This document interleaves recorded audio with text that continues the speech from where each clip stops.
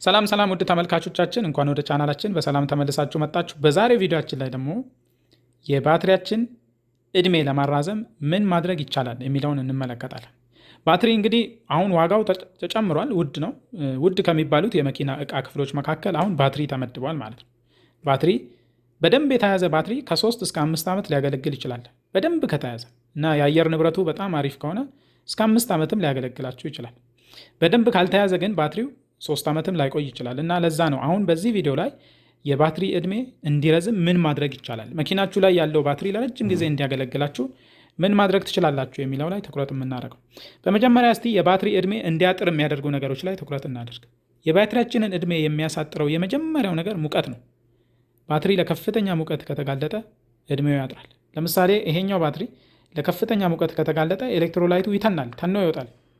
ከዛ ውስጥ ያሉት የባትሪ እንጀራ የሚባለው እሱም ጭምር ለብልሽት ይዳረጋል። በጣም ሙቀት ካለ እሱ ሊጎብጥ ይችላል። ጎብጦ ከጎን ያለው ሊነካ ይችላል። ባትሪ ውስጥ ሾርት ሊያደርግ ይችላል እና ለሁሉም ባትሪዎች ሙቀት አደገኛ የሆነ የባትሪ እድሜ ገዳይ ነው።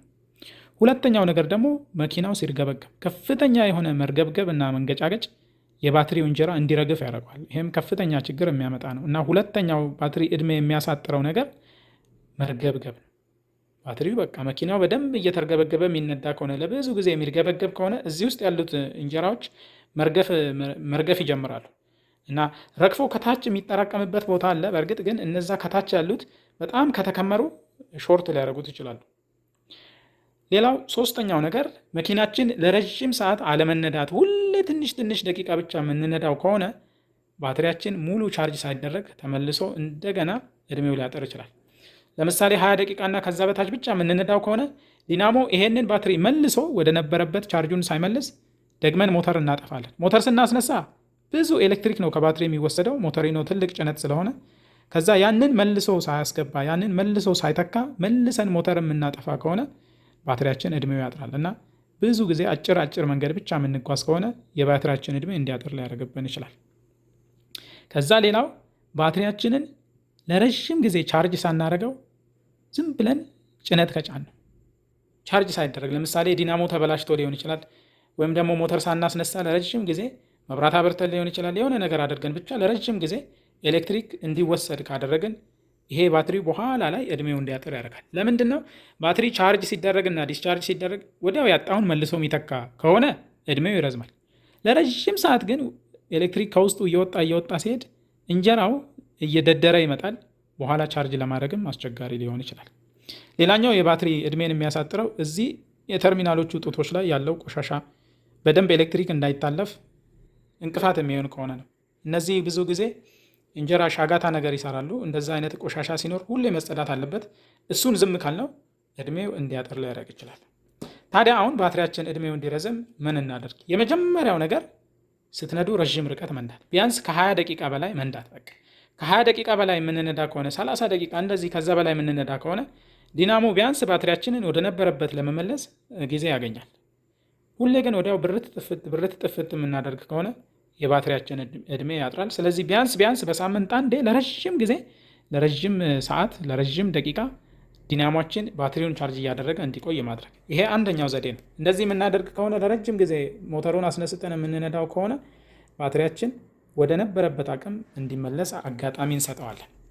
ሁለተኛው ነገር ባትሪ ላይ የሚሰርቅ መብራት ካለ ሁሉንም ማጥፋት። ሞተር ከጠፋ በኋላ ዝም ብሎ የሚሰሩ የኤሌክትሪክ መብራቶች ካሉ ወይም የማይዘጉ ነገሮች ካሉ እነዛ ባትሪያችን ለረጅም ጊዜ እየመጠጠው ባትሪያችን ቶሎ እንዲያረጅ ያደርጋል እና እንደዚህ አይነት ነገሮች ይሄ እንደ ጥገኛ ፓራሳይቲክ ድሬን ይባላሉ። እንደ ጥገኛ ዝም ብለው ባትሪያችንን እየመዘመዙ የሚቆዩ ማለት ነው። ለምሳሌ ቆሻሻ ኖሮ ቆሻሻው ዝም ብሎ ኤሌክትሪክ በዚህ በኩል እንዲገናኝ የሚያደርግ ከሆነ ምንም ነገር ስራ እየሰራ አይደለም፣ ግን እነዛ ቆሻሻዎች በፈጠሩት የኤሌክትሪክ ፍሰት ምክንያት የባትሪያችን እድሜ እያጠረ ይሄዳል። እንደዛ እንዳይሆን እነዚህ ሁሌ ኤሌክትሪክ መጥፋቱ የሚሰርቅ ነገር አለመኖሩን ማየት። ሞተር ከጠፋ በኋላ የባትሪያችሁን እቺን ተርሚናሏን ነቅላችሁ ኔጌቲቫን ነቅላችሁ እንዲህ ነካነካ ስታደርጉት ብልጭ የሚል ከሆነ ያልጠፋ ዝም ብሎ ባትሪ እንዲሰርቅ የሚያደርግ የሆነ እየሰራ ያለ መስመር አለ ማለት ነው። እንደነዛ አይነት መስመሮች የባትሪያችንን እድሜ ያሳጥራሉ። ሶስተኛው ነገር ጽዳት ነው። ከጽዳት ጋር የተገናኘ ነው። ቅድም እንዳልነው ይሄ ከላይ ንጹህ ማይሆን ከሆነ እዚህ ላይ ቆሻሻ ካለ እርጥበት ካለ በተለይ ኤሌክትሪክ በዚህ በኩል አድርጎ በፖዘቲቭ እና በኔጌቲቭ መሃል ፍሰት እንዲኖር ያደርጋል። ሌላስ እዚህ ጋር ያለ ቆሻሻ የባትሪ ሞርሴታው እዚህ ላይ ሲታሰር በደንብ እንዳይዝ ያደርጋል። ከዛ እንደነዚህ ያለ የሆነ ነጭ ሻጋታ የሚመስል ነገር እዚህ ላይ ካለ ኤሌክትሪክ በደንብ ከባትሪው እንዳይወጣ ያደርጋል። ቻርጅ ሲደረግም ተመልሶ ኤሌክትሪክ በደንብ እንዳይገባ ያደርጋል። እና እነዚህ ሞርሴታዎች እዚህ ላይ የሚታሰሩት ንጹህ መሆን አለባቸው። የተርሚናል የባትሪዎቹም እነዚህ ጥቶቹ በደንብ ንጹህ መሆን አለባቸው። እነዛ በደንብ የማይጸዱ ከሆነ የባትሪያችን እድሜ እንዲያጥር ሊያደርግ ይችላል። ስለዚህ ሁሌም ባትሪያችሁ ከላይ ይሄ ንጹህና ደረቅ ይሁን፣ እነዚህ ደግሞ ንጹህና ደረቅ ይሁኑ እነሱም ጭምር ማለት ነው። ከዛ ይሄ እየሻገተ የሚያስቸግራችሁ ከሆነ ቫዝሊን ነገር ልትቀቡት ትችላላችሁ፣ ወይም ትንሽ የግሪስ በስሱ ልትቀቡት ትችላላችሁ። እንደዛ አይነት ነገሮች በኋላ ላይ ሻጋታ መልሶ እንዳይሰራ ሊከለክሉላችሁ ይችላሉ።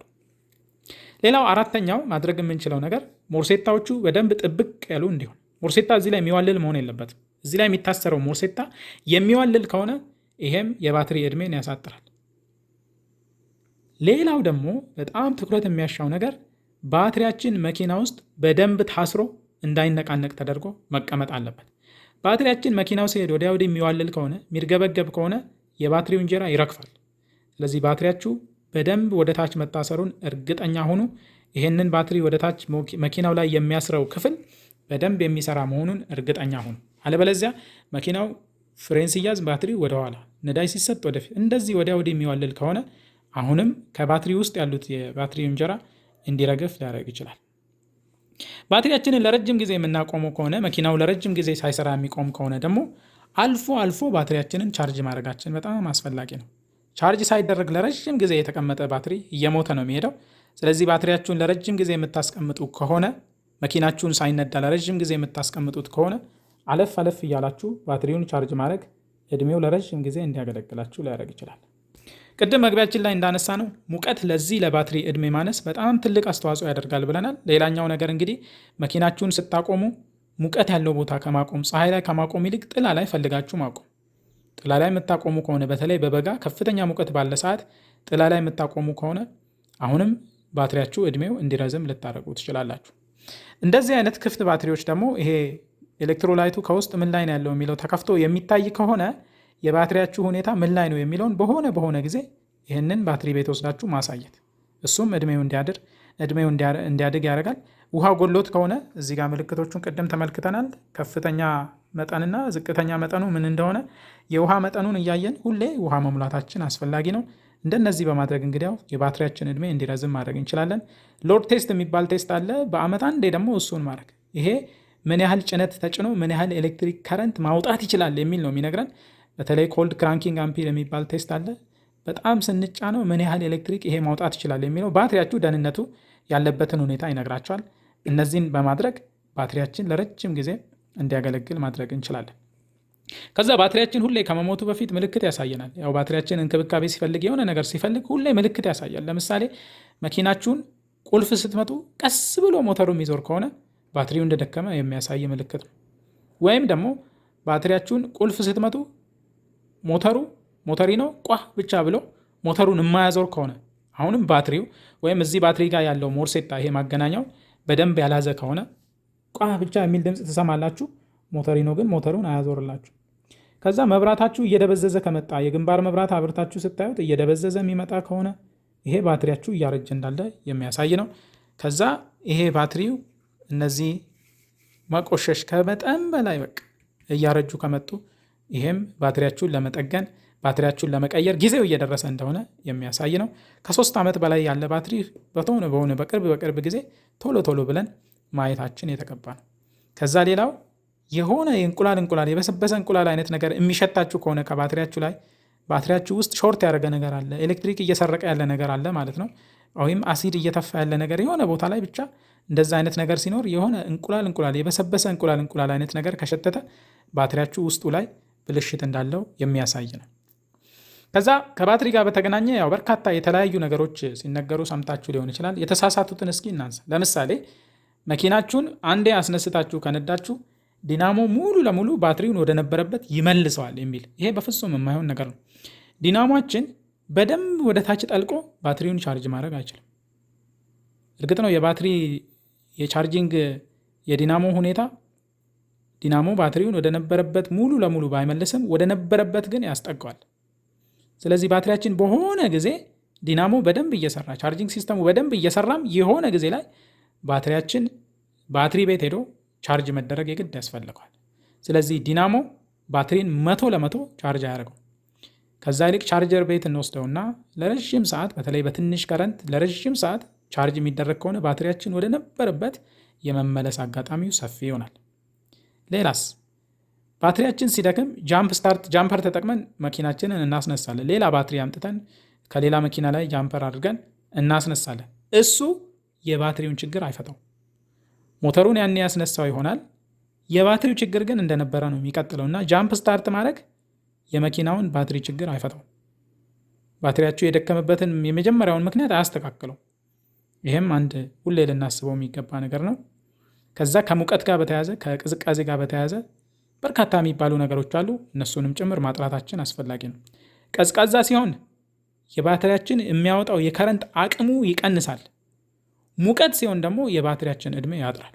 ሁለቱ ተቃራኒ ናቸው። ቅዝቃዜ ላይ ባትሪው ድሮ የሚያወጣውን ያህል ኤሌክትሪክ ማውጣት ያቅተዋል ነው እንጂ ዕድሜው አያንስም። ሙቀት ሲሆን ግን ዕድሜው ያንሳል። እነዚህ ነገሮች ከባትሪ ጋር በተያያዘ ሊታወቁ የሚገባቸው ነገሮች ናቸው። ከዛ ባትሪያችን እንግዲህ በደንብ ከተያዘ እስከ 5 ዓመት ሊያገለግለን ይችላል። 4 ዓመት 5 ዓመት ባትሪ ካገለገለ በጣም በደንብ ተይዟል ማለት ነው። በየሳምንቱ መኪናችሁ ላይ የዲናሞ በደንብ ቻርጅ እንዲያደርግ ቢያንስ 30 ደቂቃና ከዛ በላይ በሳምንት አንዴ ቻርጅ እንዲያደርግ አድርጉት። በየወሩ ደግሞ እነዚህ ተርሚናሎች ንጹህ መሆናቸውን ይሄ ደረቅ መሆኑን ቼክ አድርጉ። በደንብ ሞርሴታዎቹ በደንብ የያዙ መሆናቸውን ቼክ አድርጉ። በየ3 ወሩ ደግሞ ተርሚናሉን ፈተን ሞርሴታውን ፈተን ማጽዳት። ከዛ ትንሽ ቫዝሊን ነገር ግሪስ ነገር እዚህ ላይ መቀባት እንችላለን። እንደዚህ በማድረግ የባትሪያችንን ዕድሜ ማራዘም እንችላለን። ስለዚህ አሁን ጠቅልል ስናደርገው የባትሪያችን ዕድሜ እንዲያጥር የሚያደርጉ ነገሮች አንደኛ ሙቀት ነው ብለናል። በጣም ከፍተኛ ሙቀት የመኪናችንን ባትሪ ዕድሜ ያሳጥራል። በጣም የሚርገበገብ ከሆነ ባትሪው ቫይብሬት የሚያደርግ ከሆነ ከፍተኛ እንቅስቃሴ ካለው ባትሪው እንጀራው እንዲረግፍ ያደርጋል። ከዛ ሙሉ ለሙሉ ቻርጅ ሳናረገው ስንቀር ለረጅም ጊዜ ቻርጅ ሳይደረግ ከተቀመጠ ባትሪያችን ቶሎ እንዲሞት ያደርጋል። እና እነዚህ ናቸው። እነዚህ እዚህ ላይ ያለው ቆሻሻ ዝም ከተባለ የሚሰርቅ ከሆነ ባትሪያችን ላይ የሚሰርቅ ነገር ካለ እነዚህ ሁሉ የባትሪውን ዕድሜ የሚያሳጥሩ ነገሮች ናቸው። እነዚህን በማስወገድ አስፈላጊ የሆኑትን ነገሮች በማድረግ ባትሪያችን በደንብ ከተያዘ ከ4 ዓመት እስከ 5 ዓመት ሊያገለግለን ይችላል። እንግዲህ ከባትሪ ጋር በተገናኘ እነዚህ ነገሮች ልብ እንድትሏቸው አደራ እንላለን። የዛሬው ቪዲዮችን እንግዲህ ይህንን ይመስል ነበር። ቪዲዮ ከተመቻችሁ ላይክ ማድረግ እንዳትረሱ። ለዚህ ቻናል አዲስ ከሆናችሁ ደግሞ ሰብስክራይብ ማድረግ ትችላላችሁ። ይሄ ቪዲዮ ይጠቅመዋል የምትሉት ወዳጅ ካላችሁ ማጋራትም ትችላላችሁ። በሌላ ቪዲዮ ላይ ደግሞ በሌላ ርዕስ እንገናኛለን። እስከዛ ሁላችሁም በያላችሁበት ሰላማችሁ ይብዛ።